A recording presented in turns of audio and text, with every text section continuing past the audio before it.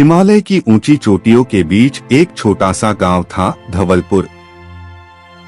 यह गांव अपनी खूबसूरती के साथ साथ कड़ाके की ठंड के लिए भी जाना जाता था।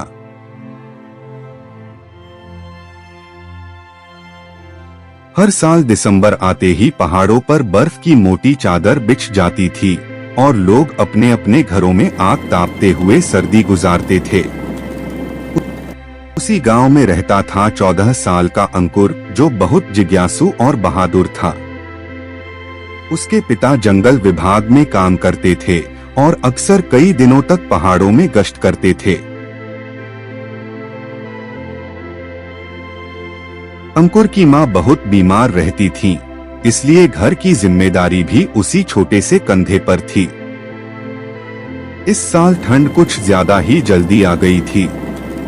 गांव में खबर फैल चुकी थी कि अब की बार सबसे कड़क सर्दी पड़ेगी, क्योंकि पहाड़ों पर असामान्य बर्फबारी हो रही थी। एक दिन शाम को अचानक तेज बर्फबारी शुरू हो गई।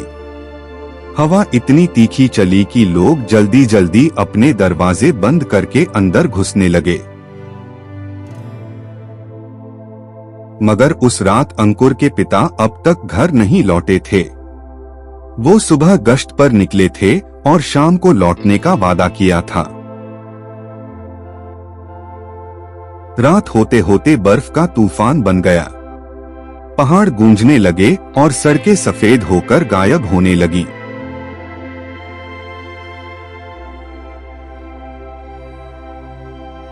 अंकुर की मां खिड़की से बाहर देखती हुई बोली, तुम्हारे पिताजी को कुछ हो न जाए। अंकुर ने मां का हाथ पकड़कर कहा, मां, पिताजी मजबूत हैं, सुबह होते ही आ जाएंगे। लेकिन उसके दिल में भी डर समा गया था। रात के 1 बज चुके थे। न कोई आवाज, न कोई कदमों की आहट, बस बाहर बर्फ गिरने की आवाज और हवा की चीख। अंकुर को नींद बिल्कुल नहीं आई। हर 10 मिनट पर वह दरवाजा खोलकर देखता कि शायद पिताजी लौट आए हों, मगर बाहर तो सिर्फ सफेद अंधेरा था।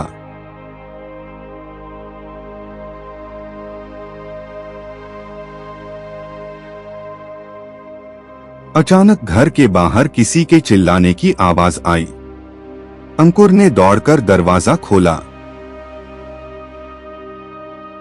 वह पड़ोस का बुजुर्ग मोहन दादा था, जिनकी सांसें तेज चल रही थीं।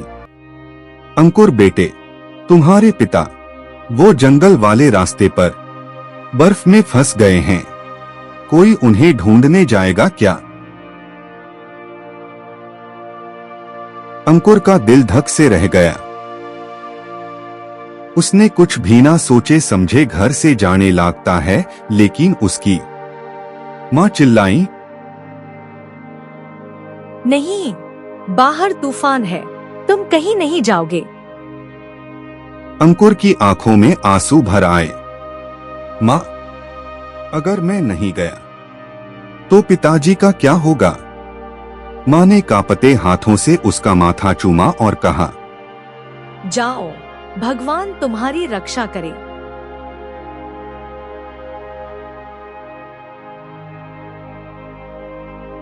रात का अंधेरा, ऊपर से लगातार बर्फ, कई जगह रास्ता बिल्कुल गायब। अंकुर अकेला ही अंधेरी में धीरे धीरे पहाड़ के ऊपरी हिस्से की ओर बढ़ने लगा। हर मिनट उसके पैरों के नीचे बर्फ की परत और मोटी हो रही थी। किसी जगह एक पांव फिसलता, किसी जगह हवा उसे धक्का देती, लेकिन उसके दिल में बस एक ही आवाज थी, पिताजी को बचाना है।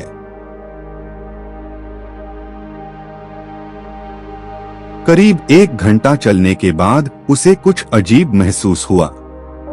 जंगल में किसी जानवर की गरज सुनाई दी। यहाँ बर्फ में अक्सर भेड़िए निकलते थे। अंकुर का दिल जोर से धड़कने लगा, मगर वह हिम्मत करके आगे बढ़ा।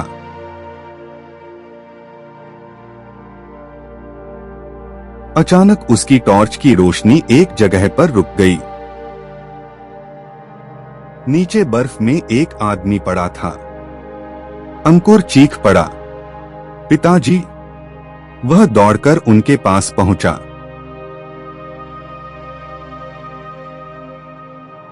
उनके कपड़े बर्फ से जम चुके थे। उनकी सांस बहुत हल्की थी। अंकुर ने हिलाकर देखा। पिताजी, आंखें खोलिए।